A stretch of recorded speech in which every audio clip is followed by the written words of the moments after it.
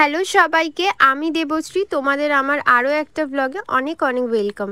আজকে তো অনেকটাই সকালে ঘুম থেকে উঠে পড়েছিলাম, আর এখানে বেশ ভালো লাগে, বাড়ির সামনেই মাছ বিক্রি করতে আসে আর মা এখান থেকে মাছ কিনে নেয়।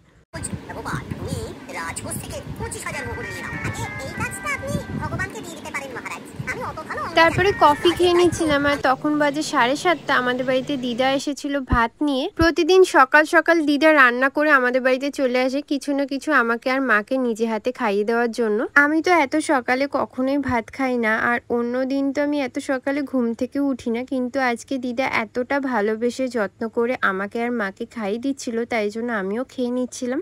এরপরে রান্নাঘরে চলে গেছিলাম মাছ ভাজার জন্য।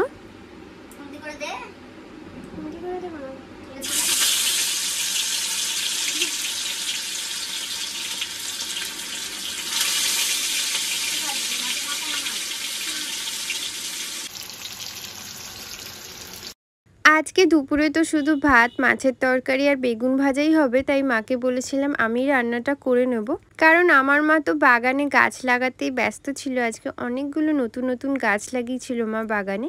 এরপর মাছের তরকারিটা রান্না করতে করতেই তো ভাইয়ের দুটো বন্ধু আমাদের বাড়িতে এসেছিল আমার জন্য অনেক কাশফুল নিয়ে। এই কোথা থেকে পেলে এসব? কি সুন্দর লাগছে। একটু পেছনে যা, একটু পেছনে যা দেখি। দারুণ লাগছে। মাকে দেখ না, ঠোঁটের মধ্যে বলতা কামড়ে দিয়েছে, ঠোঁটে পেটে। আমি তো আগে কখনোই এত কাশফুল একসাথে দেখিনি, আমার তো খুবই ভালো লাগছিল দেখে। আর আকাশটা এত সুন্দর লাগছিল, সত্যি দেখে মনে হচ্ছিল পুজো এসে গেছে। আমি অনেক জায়গাতেই দেখেছি সবাইকে কাশফুল নিয়ে ফটো তুলতে, আর ফুলগুলো দেখে এতটাই ভালো লাগছিল আমারও মনে হচ্ছিল আমি একটুখানি শ্যুট করি কাশফুল নিয়ে। দুপুরবেলায় রেডি হয়ে নিচ্ছিলাম আর তাড়াতাড়ি খেয়েও নিচ্ছিলাম, কারণ আজকে বিকালে বাড়ি চলে যাওয়ার কথা ছিল। কিন্তু আজকে বিকালে আর আমরা বাড়ি যেতে পারিনি, কারণ মাকে সকালে বাগানে বলতা কামড়ে দিয়েছিল আর মার শরীরটা একটু খারাপ লাগছিল, তাই জন্য। খাওয়া হয়ে যাওয়ার পরে তো জুয়েলারিটাও পরে নিচ্ছিলাম, আর ফুল রেডি হয়ে ভাইকে নিয়ে বাইরে চলে গেছিলাম। ভাই আজকে ফটোগুলো আমার তুলে দেবে।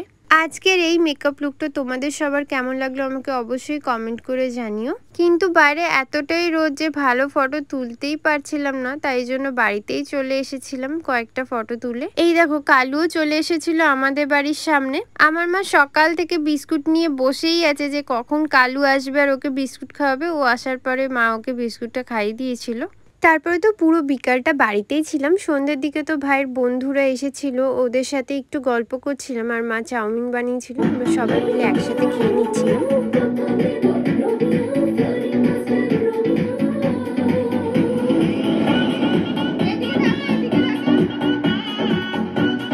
এরপরে তো রাত্রিরে রান্না করে নিয়ে খেয়ে নিচ্ছিলাম। খাওয়া হয়ে যাওয়ার পর তো প্রতিদিনের মতনই ফোন নিয়ে বসে পড়ি ভিডিও এডিট করার জন্য। আর তখনই আমার ভাই ওপর থেকে টেডিটা নামিয়ে দিয়েছিল, আর এখনো নতুনের মতনই লাগছিল সামনে থেকে দেখে। আর এতদিন পরে এই টেডিটাকে দেখে তো আমার বার্থডের কথা মনে পড়ে যাচ্ছিল। 2020 বার্থডেতে আমার মা আমাকে এটা গিফট করেছিল। এই এত বড় টেডিটা ওই ওপরে রাখা থাকে, আজকে ভাই হঠাৎ করেই নামিয়েছিল নিচে। আজকের জন্য তো এতটাই। তোমাদের আজকে ব্লগটা কেমন লাগলো আমাকে অবশ্যই কমেন্ট করে জানিও। ভালো লাগলে আমার ইউটিউব চ্যানেলটাকে সাবস্ক্রাইব করে দিতে একদমই ভুলো না। টাটা সবাইকে।